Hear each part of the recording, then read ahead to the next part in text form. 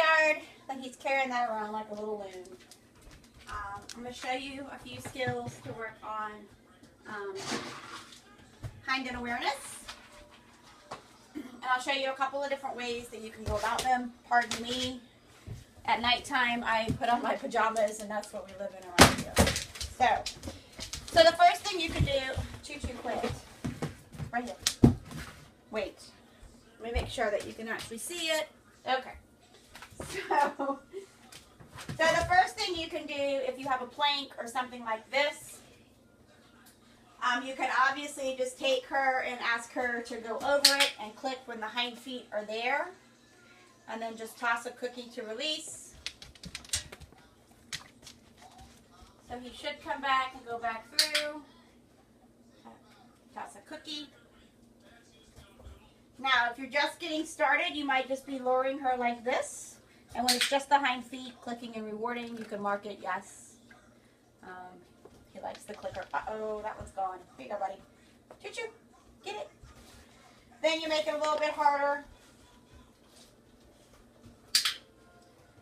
so that they have to kind of think about what they're doing. Okay?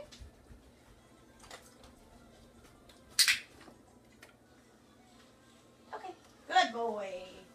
So that builds just the hind end value. Understanding, oh, my feet are on something and I need to hang out and she's going to pay me when I do that. So that gives them value for the hind feet. Because remember, they really don't know that they have hind feet. They don't know that. The other thing is getting into a box. And this is going to be, any foot initially. They're not going to offer typically the hind feet. So you're going to put a box that's fairly good size. This is a good size box. And any feet in the box is going to get paid. Then once they get pretty steady at that, you're going to start asking them to think. So now he's going to get clicked for the hind feet instead of the front feet. Again, it just goes to them understanding that there's something back there. And them understanding it. This is actually a really good core exercise for them. So this is good for them in a lot of different ways, not just for hind end awareness. Get it. Get in.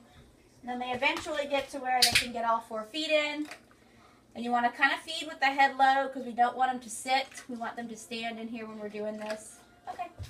And then eventually you just make the box smaller, makes it a little bit harder, that kind of thing. So there's a couple of starts. Then to do back up,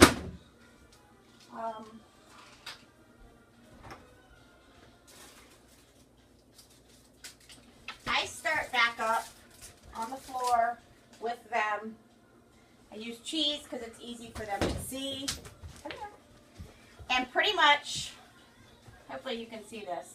Pretty much I just kind of sit here like this. I've got the cheese in my hand. He's sniffing. He's doing whatever. Yes. At some point he's going to back away because he knows he's not supposed to have it. Yes. And at which point I then feed through his legs back towards behind him, so that kind of perpetuates him continuing in that, reverse motion. So it'll look like this. Now, initially, when you're here, hang on, can you lie down, please?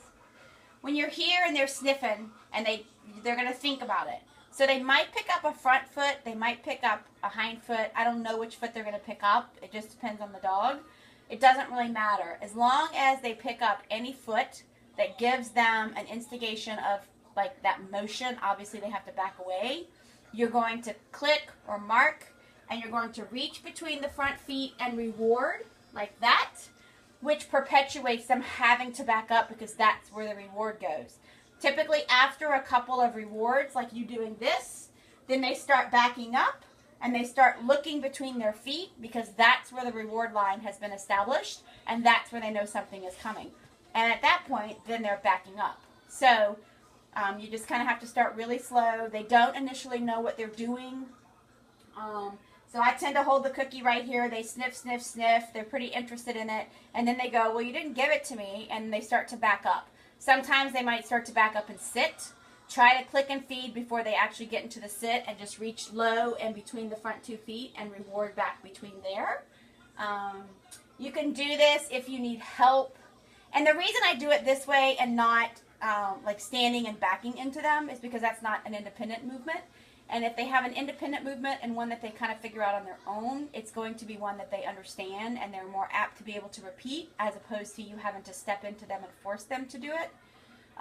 You can, if you need to, do this, you know, between a coffee table and a sofa, between a couple of crates, something that kind of gives them a runway if we need to kind of help, you know, kind of limit their environmental surroundings.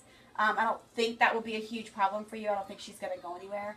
But if you need something like that, then you can use, you know, like between the coffee table and the sofa, between two crates, you know, maybe a hallway where there's a little bit of room but not a lot of room. You can work it in those areas where they can at least get the foundation stuff started.